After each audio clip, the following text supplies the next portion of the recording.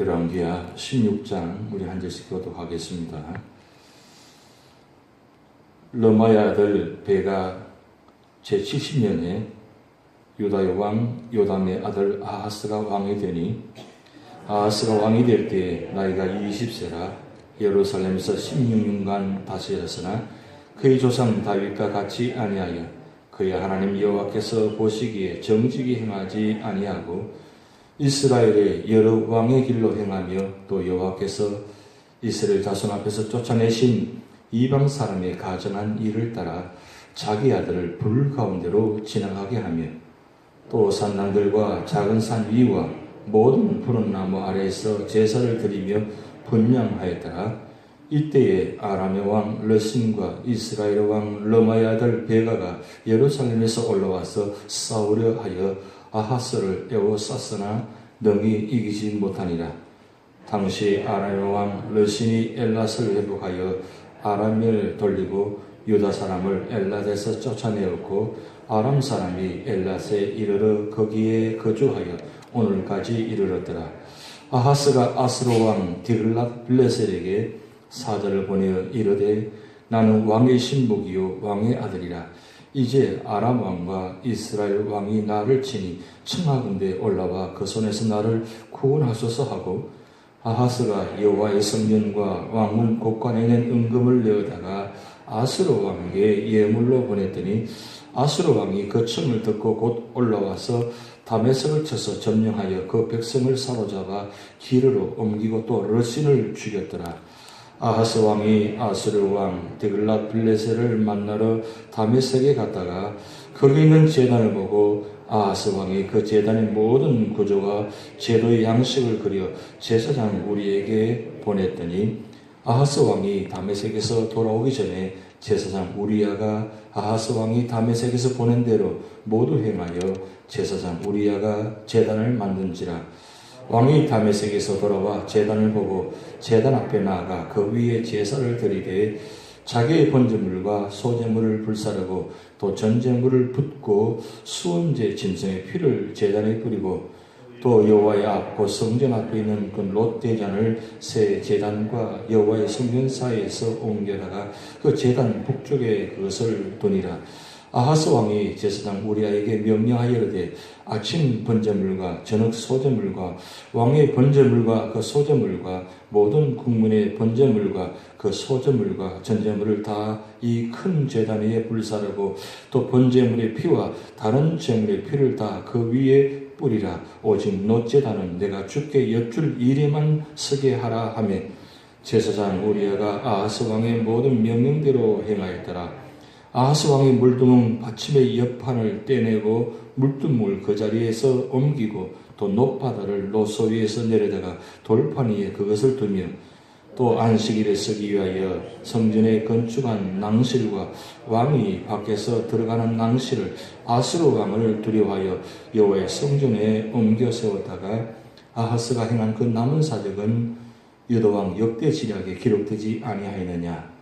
아하스가 그의 조상들과 함께 자매 다윗성에 그 열조와 함께 장사되고 그의 아들 히스기야가 대신하여 왕이 되니라. 아멘.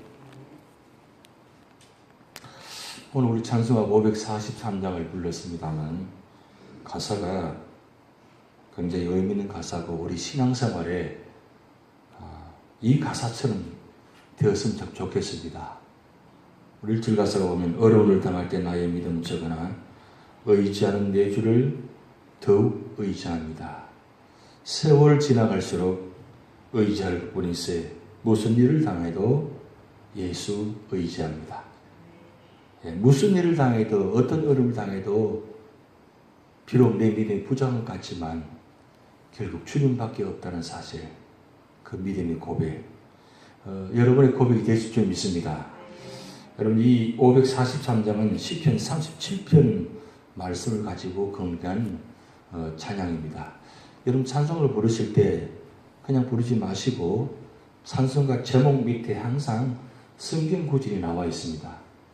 그 성경 구절과 그리고 성경 본문과 그리고 찬송을 같이 연결시켜서 찬양하시면 굉장히 힘이 됩니다. 그래서 이 찬양 부르면 이 찬양은 성경 어느 부분에 이 찬양과 연결된다. 그래서 시간이 되신다면 성경 말씀 보실 때마다 그 성경 찬송과 연결해서 성경 본문에다가 찬송가도 적어 놓으시고 그렇게 하시면 시편 37편을 딱 펴서 보면 말씀만 보는 것이 아니라 찬송이 같이 보거든요.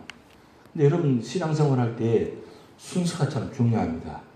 우리는 힘들고 어려우면 무조건 엎드려 기도부터 하잖아요. 기도부터 하면 그 기도가 그냥 그대로 내 마음에 갖고 있는 건 탄식의 원망의 기도부터 시작합니다.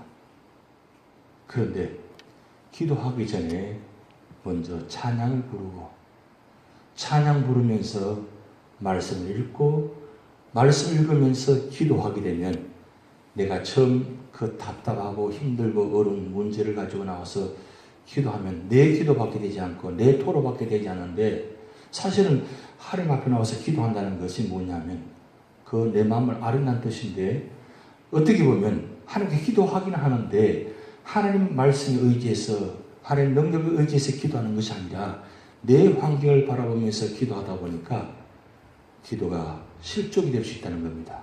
그런데 찬양을 하게 되면 내 마음이 먼저 마음에 평안함을 주시고 평안한 가운데서 말씀 보게 되면 말씀의 그 능력이 마음에 임합니다. 그러면 찬양을 부르고 말씀 읽고 기도하게 되면 이 기도가 토로하고 탄식하고 원망의 기도가 되는 것이 아니라 오히려 감사의 기도가 시작된다는 겁니다. 감사의 기도가 된다는 거예요. 그래서 꼭 기도하실 때 이 순서들을 한번 해보시기 바랍니다. 물론 그렇게 늘 해오시겠지만 찬양 드리고 말씀 읽고 기도하면 그 가운데 주시는 말씀의 능력이 역사가 나타납니다. 결국 말씀이 육신이 되어 우리 가운데 임하심에 그 영광을 보니 아버지 독생자의 영광이요 은혜와 진리가 충만하더라. 결국 말씀입니다. 오늘 왜 말씀드리냐면 오늘 열왕기하 16장 유다왕 12대 왕입니다. 그런데 이 유다왕 12대 왕 이 아하스 왕이 유다 왕들 중에서 가장 악한 왕입니다. 왜 가장 악한 왕이냐? 오늘 말씀 보면 하나님 보시기에 여호와께서 보시기에 정직히 행하지 아니하고 그렇게 기록되면서 3절 말씀 보면 이스라엘 왕의 길로 행하며 그랬어요. 이스라엘 왕들이 행한 가장 큰 문제가 뭐냐면 죄가 뭐냐면 금송아지를 만들어가지고 베들과 단을 세워놓고 그 왕들이 그 우상을 섬겼다는 겁니다. 이 하나님께서 가장 싫어하는 모습이죠. 거기에다가 유다 왕들이 가장 죄가 뭐냐면 산당을 없애지 아니하고 산당에서 어제 말씀드린 대로 여전히 죄를 짓는 모습. 그러니까 이 아하스 왕은 북이스라엘의 가장 악한 모습 그리고 남유다의 가장 악한 모습 이 두 가지를 다 행하는 겁니다. 거기에다가 오늘 3절 말씀 중간에 보면 이방 사람의 가정한 일을 따라 자기 아들을 불 가운데로 지나가게 하며 그랬어요. 이건 이웃나라 이방의 나라 모압의 몰렉의 신을 섬기는 겁니다. 이 몰렉의 신을 섬긴다는 것은 자녀들을 불에 던지는 겁니다. 불에 태우는 겁니다. 불에 태워가지고 제사를 드리는 겁니다. 이건 가장 극악한 일이에요. 보세요. 하나님 제일 싫어하는 금송아지를 만들어서 제사를 드리고 그리고 산당에서 제사를 드리고 거기다가 모자라가지고 이방신을 섬기는 그 행위대로 자기의 자녀들을 불 가운데로 지나가게 한다고 하는데 여기는 불 가운데로 지나가게 했다고 했지만 역대하 28장의 말씀 보면 불에 태웠다고 그랬어요. 지나갈 정도가 아니라 태웠습니다. 거기다 더 모자라서 4절 말씀 보면 또 상단들과 작은 산 위에 모든 푸른 나무에서 제사를 드리며 분향하였더라 그랬어요. 산장에 제사 드리는 것만 해도 그거 굉장히 죄악인데 각 산당에다가 푸른 나무 아래에다가 더 많이 제사를 드리며 분양하였더라 그랬어요. 근데 왜 이 아하스 왕이 이렇게까지 될 수밖에 없었느냐? 여러분, 오늘 열왕기야 16장 전에 15장 같이 한번 읽어보시겠습니다. 15장 37절 15장 37절까지 있습니다. 그때에 여호와께서 비로소 아람 왕 르신과 르마야 아들 베가를 보내 유다를 치게 하셨더라 그랬습니다. 이 말씀은 이 아하스 왕이 요담 왕 이어서 왕이 되었는데, 왕이 된 그때에 이 아람 왕과 북이스라엘 왕이 이 유다 왕국을 치기 시작합니다. 그 전까지는 괜찮았는데 이 아하스 왕이 되는 그 시점부터 이 아람 왕과 북이스라엘 왕들이 함께 연합군을 만들어 가지고 이 남유다를 치기 시작합니다. 이 치기 시작하는데 이 아하스 왕이 20세가 되어서 왕이 되었다고 기록했습니다. 이 아하스 왕이 다른 왕들보다는 마음이 굉장히 좀 연약한 것 같습니다. 그래서 왕이 되긴 되는데 두려움이 시작합니다. 두려우면, 힘들고 어려움을 당하면 더 하나님께 엎드리고 더 기도해야 되는데 이건 반대로 나갑니다. 하나님을 의지하기는 해야 되는데 의지하려고 하니까 자신은 없고, 그래서 눈앞에 보이는, 하나님은 보이지 않고 눈앞에 보이는 신들을 섬기기 시작합니다. 그래서 뭔가 쫓아가기 시작합니다. 이 사람이 어려움을 당하면 하나님이 보이면 좋겠는데 하나님 보이지 않고 뭔가 앞에 나타있는 사람 의지하고 물질을 의지하고 돈을 의지하고 자를 의지하고, 그런 것이 우리 일반적인 현상이잖아요. 그것이 사람의 마음입니다. 뭔가 앞에 보여야 되고 뭔가 쫓아가야 되는 거예요. 그래서 이게 참 위험한 것입니다. 자꾸 뭔가 내가 이 행할 계획대로 되지 않고 뜻대로 되지 않으면 자꾸 앞에 보이는 것을 쫓아가는 것이 사람이 많은 겁니다. 여기 아하스 왕도 마찬가지예요. 이런 국가적으로 어려움을 당하니까 그 하나님 말씀을 의지하고 하나님 말씀을 붙들고 하나님의 성전에서 엎드려서 기도해야 되는데 그렇게 하지 않고 오히려 더 반대로 더 악한 일들을 행한다는 거죠. 그러다가 안 되니까 어떻게 하느냐? 아수르 왕에다가 요청을 합니다. 아수르 왕에게 돈을 보내고 금을 보내고 그리고 성전에 기물들을 보냅니다.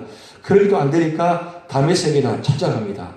찾아가는데 이 다메섹 찾아가서 보니까 이 아수르 왕의 그 신의 제단에 보니까 너무 화려하고 너무 정말 멋지게 만들어 놨거든요.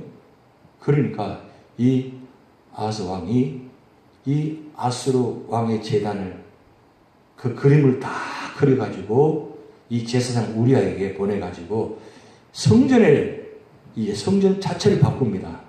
그러니까 아수르 왕이 섬기는 그 신의 제단 모습을 그대로 옮겨와 그 성전 제단을 바꿔버립니다. 바꾼다는 무슨 뜻이에요? 하나님보다도 우상나라의 우상을 섬기는 그 제단의 모습이 더 아름답고 더 기가 막히니까 거기에 더 의지하는 겁니다. 왜 그러냐? 하나님 보이지 않으니까 자꾸 앞에 있는 것 현상을 쫓아간다는 거죠. 이게 사람의 모습이라는 겁니다. 교회도 마찬가지입니다. 교회도 뭔가 잘 일이 되지 않으면 자꾸 다른 것을 쫓아가려고 합니다. 사람 방법을 의지하려고 합니다. 그게 참 위험한 것이죠.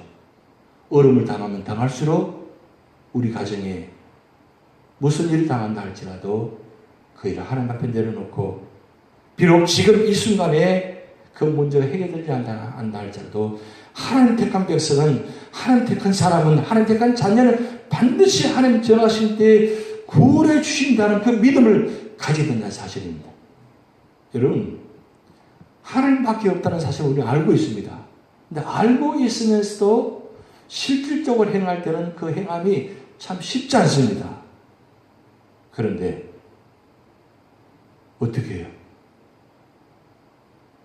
하나님 앞에 엎드릴 수밖에 없잖아요. 여러분, 지금까지 살아오시면서 수많은 고난과 역경과 은을 그 파도를 넘어왔습니다. 그 수많은 파도를 넘어오면서 여러 가지 문제를 해결하려고 여러분 노력해 보았잖아요. 그런데 결국은 하나밖에 없다는 것을 알고 계시지 않습니까? 결국 하나님밖에 없다는 것. 하나님밖에 없다는 것. 여러분, 그래서 시편 37편 한번 찾아보시겠습니다. 시편 37편